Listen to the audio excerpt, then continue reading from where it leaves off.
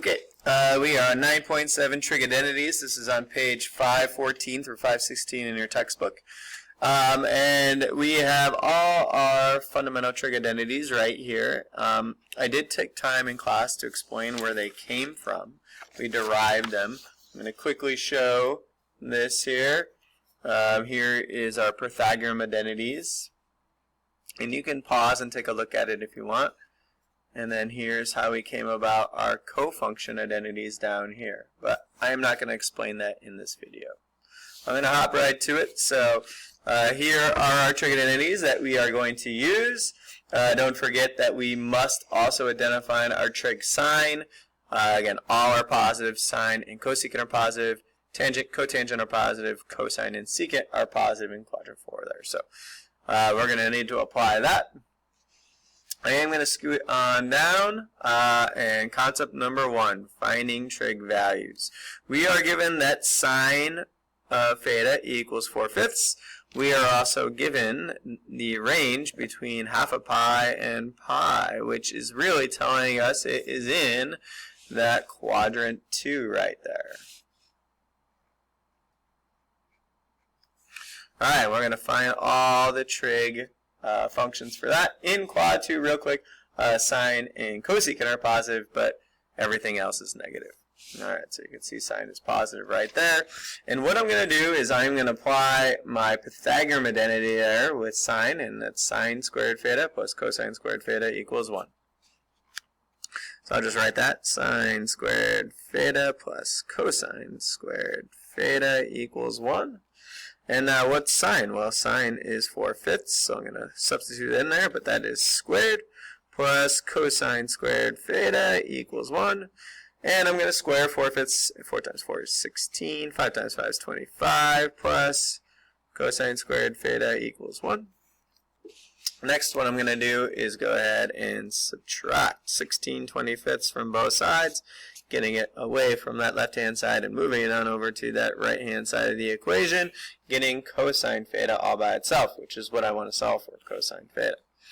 Alright, so now I got cosine squared theta equals, and I'm just going to make this, instead of 1, 25 25ths minus 16 25ths, which now that I have common denominators, 9 25ths. Okay, cool. Next, what I want to do is get cosine, not cosine squared, so I am going to take the square root to both sides of the equation, which gets me that cosine theta all by itself. And then over here, I would generate a positive and negative 3/5, but in quadrant 2, as we talked about way up here, cosine will be negative, so it would just be negative. Alright, so now I found cosine theta, and now I can find all the other trig functions. I'm going to go to tan next, and tangent of theta. Well, what I know is that tangent of theta is sine theta over cosine theta. And sine theta was given to me at 4/5. Cosine theta I just solved for at negative 3/5. I'm going to do copy dot flip. And now I can cross cancel the 5s, and I'm left with negative 4/3 for cosine. And now all I need is the reciprocal, so cosecant theta is the reciprocal of sine, which is going to be 5/4. Secant theta is the reciprocal of cosine, which is going to be negative 5/3. And cotangent theta is the reciprocal of tangent theta, which is going to be negative 3/4. And again, sine and cosecant theta should both be positive. Everything else should be negative, and it is the case here. Alright guys, what you're going to do is flip it up and try number 2 and 3. Alright, and you're going to use these Pythagorean identities with that. So pause, work out both those solutions. I'm going to go ahead and show the answers here.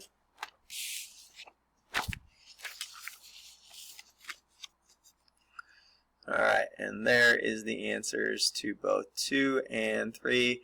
Again, in number 3, I used a different trig identity, 1 plus tangent squared theta equals secant squared theta. But same method of madness there. Alright, we're going to go to concept 2, simplifying trig expressions. And here we go. So, in number 2, we are given to simplify a of tangent of pi divided by 2 minus theta times sine theta, and b secant theta times tangent squared theta plus secant theta. Okay, so we want to simplify it down as easy as possible. And this is a cofunction identity right here. So for a, I'm going to take tangent of pi divided by 2 minus theta times sine of theta, and I'm going to just take the identity to this, which is cotangent theta times sine of theta. And that looks a little easier, but I can also look at cotangent and I go, yeah, I know what cotangent is. That is cosine theta divided by sine of theta times sine of theta. And yeah, I can cross cancel the sine of thetas, and now I can simplify it all the way down to just cosine theta. That's way easier, right? Alright, if I look at B, I have secant theta times tangent squared theta plus secant theta, and that's 2 terms. And if I recognize that I have something in common with these 2 terms, the greatest common factor, right, I'm going to pull it out, and that is secant theta. When I pull that out, secant theta times what is secant theta? Tangent squared theta, just tangent squared theta. And secant theta times what is secant theta? 1. Okay, and that looks pretty familiar. I know that tangent squared theta plus 1 equals secant squared theta in my trig identity, right? So I'm going to replace tangent squared theta plus 1 with secant squared theta.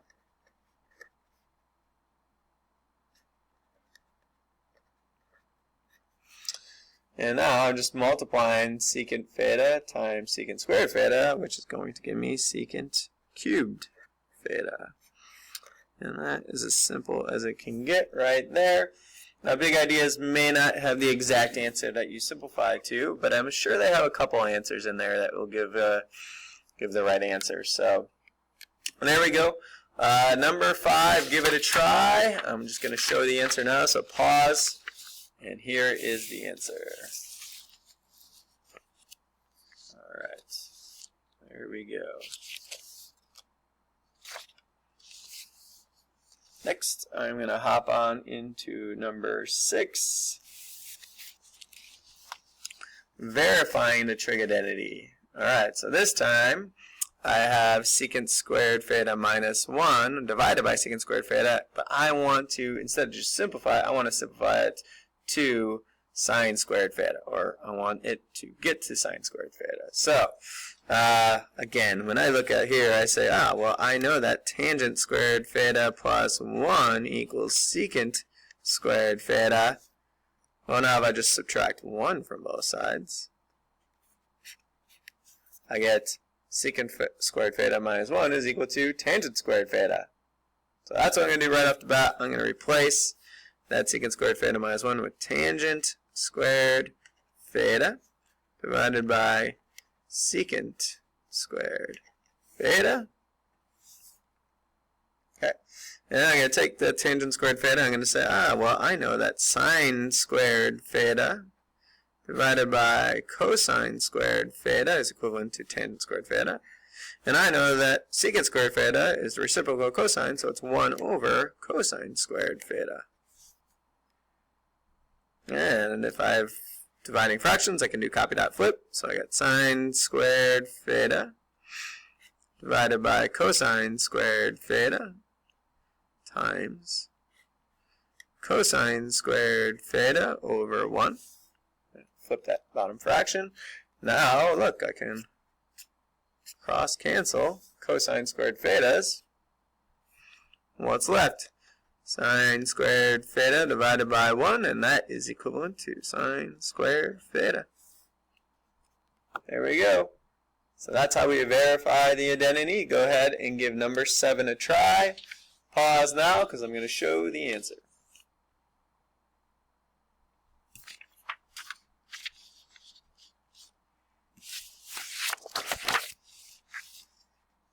Okay, there is number 7. Take a look there, pause it, correct your work. So I am going to move on to number 8 and verify with x values. So when you have x values, it's really the same as theta. So as long as it's the same in all of them, right? So here we go. If I have secant theta plus tangent theta, it's the same as secant x plus tangent x, or secant 3w plus tangent 3w. Doesn't really matter. So same concept here, you guys. What I'm going to do is just take this secant x plus tangent x, and I want to find, or I want to verify that I have it equal to cosine over 1 minus sine x. Alright, so what I'm going to do is I'm going to take this secant x plus tangent x, and secant x, again, I know is the reciprocal of cosine, so that's cosine x plus, and I know tangent x is sine x over cosine x. So I can simplify there. And now I actually know that I have common denominators, right? So I can combine the numerators, 1 plus sine of x over cosine x.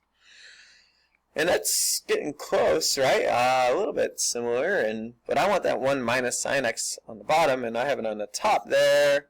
I got 1 plus sine x on top. So I know that is the conjugate, right? So if I multiply by 1 minus sine x to the top, and if I do it to the top, I have to do it to the bottom to keep it balanced and equal.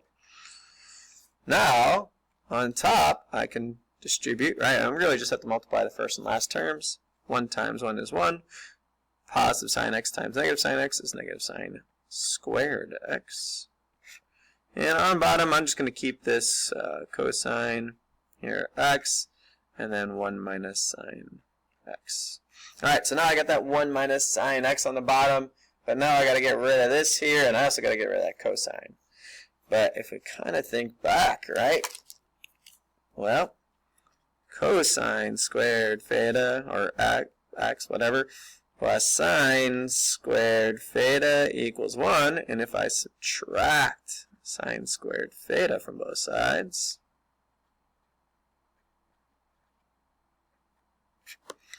one minus sine squared theta equals cosine squared theta. So now I can replace this 1 minus sine squared x with cosine squared x.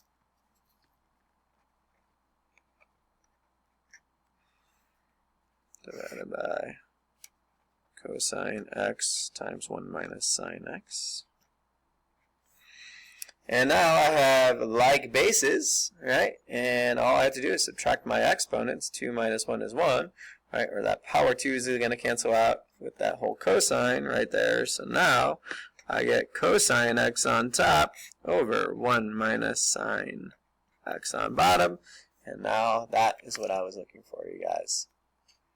Okay, number 9 is the last one. Go ahead and give it a try. Pause now, because I'm going to show the answer.